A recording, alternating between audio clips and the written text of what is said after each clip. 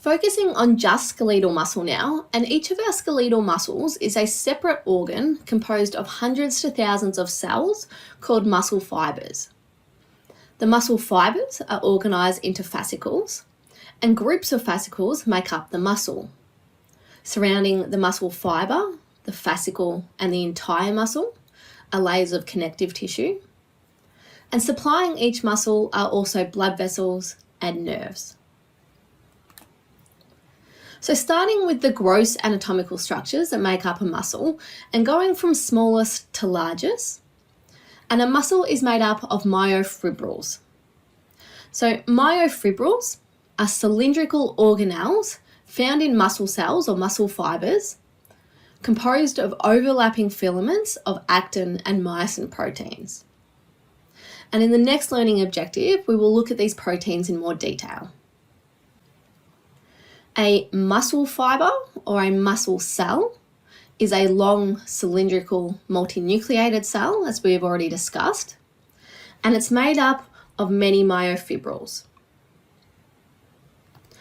Bundles of muscle fibres or muscle cells are organised into fascicles,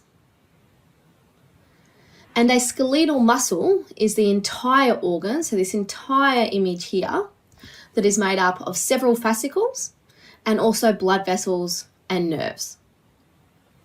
So we have our individual myofibrils.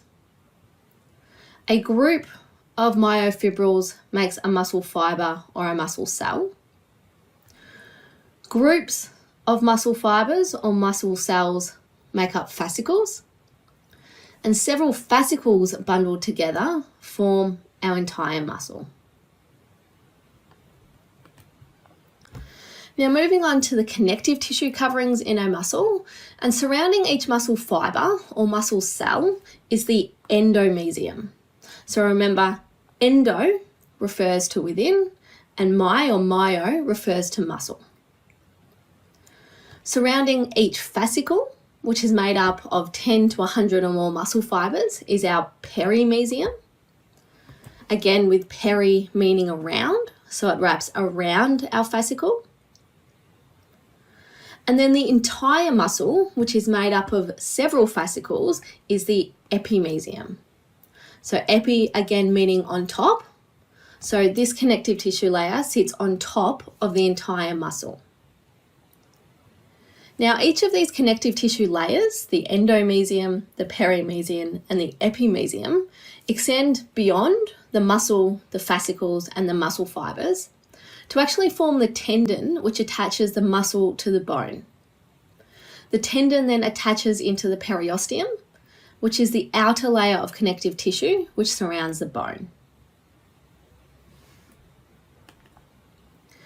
Now, considering the nerve and the blood supply, and generally each skeletal muscle is supplied by one nerve, one artery, and one or two veins. The neurons that stimulate skeletal muscle are called the somatic motor neurons, and each motor neuron has one long axon that extends out from the brainstem or the spinal cord, and then it branches many times, with each branch extending to a different skeletal muscle fibre or a different skeletal muscle cell. An artery will run alongside the motor neuron to the muscle.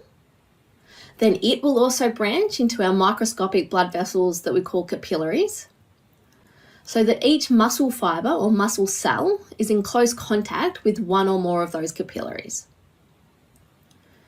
The capillaries will bring the oxygen and the nutrients to the muscle, and also remove heat and waste products that are a byproduct of muscle metabolism. These waste products and heat will then leave the muscle via one or more veins.